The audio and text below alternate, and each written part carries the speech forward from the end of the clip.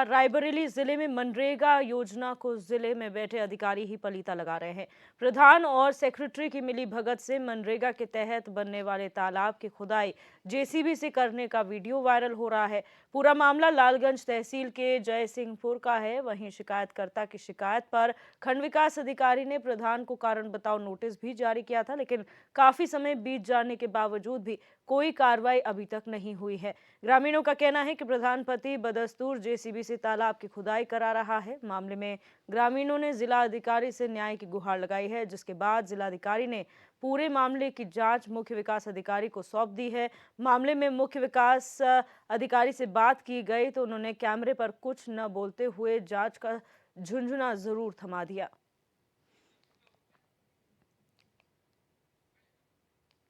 तो आपको बता दें कि एचएनएन के क्या कुछ सवाल इस मुद्दे को लेकर हैं। पहला सवाल ये कि मनरेगा योजना की क्यों धज्जियां उड़ाई जा रही है। दूसरा सवाल ये कि मनरेगा योजना के तहत कार्य तो हो रहा है, लेकिन जेसीबी का क्या काम है। तीसरा सवाल, किसके कहने पर प्रधान पति ने जेसीबी से तालाब की खुदाई कराई है। इसके अलावा जो सवाल है वो ये कि क्या प्रधान और योजना सेक्रेटरी की इसमें मिली भगत है। जांच में शिकायत सही पाई जाती है तो क्यों इस पर कार्रवाई अभी तक नहीं हुई है, ये भी एक सवाल है। वहीं दूसरा सवाल ये भी है कि मुख्य विकास अधिकारी कब मामले में कार्रवाई करेंगे। ऐसे बहुत सारे सवाल हैं। और आखिरी सवाल, कब घोटालेबाजों पर प्रशासन शिकंजा कसेगा। ये तमाम ऐसे सवाल हैं जो इस मुद्दे के सामने आने के बाद उठे हैं और एचएनएन अपने माध्यम से ये सवाल जो है वो प्रशासन तक पहुंचाना चाहता है कि आखिर क्यों मनरेगा में जब मजदूर काम कर रहे हैं, जेसीबी का उसमें क्या काम है और क्यों इस मामले के सामने आने के बाद भी अब तक कार्रवाई नहीं हुई है और गलती किसकी है। मामला ये है कि 15 दिन से जेसीबी द्वारा तालाब की खुदाई हो रही है। श्रमिकों को काम नहीं दिया जाता है। प्रधान दबंग टाइप का, प्रधान पति जो है दबंग टाइप का आदमी है। वो सबको डरा धमका के काम करवाता है और इसीलिए हम लोगों ने शिकायत की थी एसडीएम से। एसडीएम उनको वीडियो को भेजे, वीडियो गई थी, मौके पर सब सही पाया गया।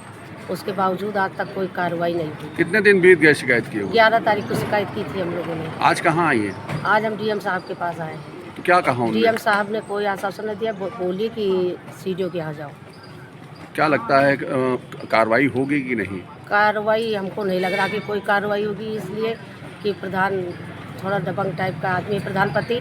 मामला है कि प्रधानमंत्री के तहत मनरेगा के तहत मेरे गांव में तालाब खुदाई हो रहा है। वीर बाबा सिंह तालाब खुदाई हो रहा था, जिसकी खुदाई जेसीबी द्वारा रातों रात 15 दिन से कराई जा रही थी, जिसकी सूचना जो उप जिलाधिकारी को दी गई। उप जिलाधिकारी ने खंड विकास अधिकारी को दिया। खंड विकास अधिकारी मौके पर पहुंची और उन्होंने देखा मौके पर कि जेसीबी से खुदाई हुई है। उसकी मिट्टी प्रधान पति के द्वारा पाई गई है, अन्य कई घरों में पाई गई है, जिसकी खंड विकास अधिकारी ने 3 दिन का स्पष्टीकरण मांगा था प्रधानपति, पंचायत सेक्रेटरी, रोजगार सेवक से, लेकिन अब अभी तक उस पर कुछ कार्रवाई नहीं हुई।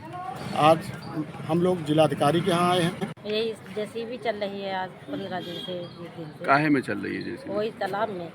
तो क्या आप वहाँ पे काम करती हैं वहाँ पे? नहीं करती। फिर गांव की रहने वाली है? हाँ, गाँव। तो क्या प्रधान के द्वारा श्रमिकों से काम नहीं कराया जा रहा? प्रधान कोई हमारा लोगन का नहीं सुन रहा है। तो यहाँ कहाँ आई है? यहाँ डीएम तो क्या कहा उनने? उन्होंने कहा है कि सीडीओ साहब। क्या लगता है कार्रवाई होगी कि नहीं? देखो, हमको तो नहीं लगता है। कितने दिन हो गए मामले शिकायत किए हुए आप लोग? अब 10 दिन हो गए, अभी तक कोई कार्रवाई नहीं? कोई नहीं। आज एक शिकायत प्राप्त हुई है कि वहाँ पे नरेगा के कार्य में जेसीबी का प्रयोग किया जा रहा है। तो शिकायत लगभग 10:30 से 11 के बीच में आज हमें प्राप्त हुई है। तो इसमें हम लोग जांच कराएंगे और अगर ऐसा कुछ पाया जाता है तो नियमानुसार इसमें कार्रवाई की जाएगी।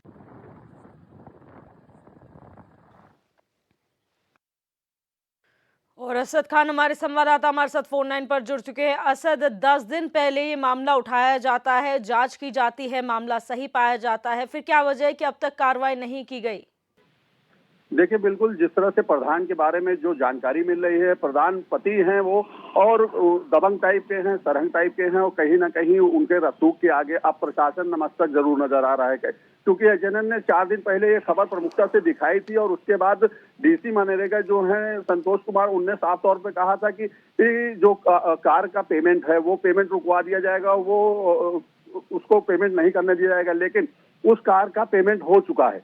अब पेमेंट हो चुका है तो नियमता जो कार्रवाई है वो सबसे पहले तो वो प्रधान के खिलाफ एफआईआर दर्ज होनी चाहिए, फिर उसके बाद रिकवरी का आदेश होना चाहिए। कहीं ना कहीं अगर ये कार्रवाई प्रशासन करता तो ग्रामीणों को इतने दिन सफर न करना पड़ता। आज 15 दिन बीत चुके हैं, खबर चलने के बाद भी अभी अधिकारियों के संज्ञान में आ जाने के बाद भी अभी तक कोई कार्रवाई नहीं हुई। आज सभी ग्रामीणों ने जिलाधिकारी कार्यालय पहुंचकर और वहां न्याय की गुहार जरूर लगाई है, लेकिन इस पर जो मुख्य विकास अधिकारी को जांच सौंपी गई है, उनसे जब बात की गई तो एक झुंझुना जरूर दिया गया है जांच का। अब ये कब तक बचता रहेगा ये देखने वाली बात होगी। फिलहाल इस पूरे मामले पर कहीं ना कहीं प्रशासन घेरे में जरूर है, और जो प्रधान है क्या वो इतना रसूख वाला है कि उसके ऊपर कार्रवाई करने से प्रशासन कतरा रहा है, ये बड़ी बात है। और अब ये देखना होगा कि इस पर आखिर अब जांच में क्या जांच होगी। जब जांच हो चुकी है, जब खंड विकास अधिकारी ने इस पर जांच कर अपनी रिपोर्ट लगा दी, 3 दिन का समय दिया गया था, आज 10 दिन बीत चुके हैं।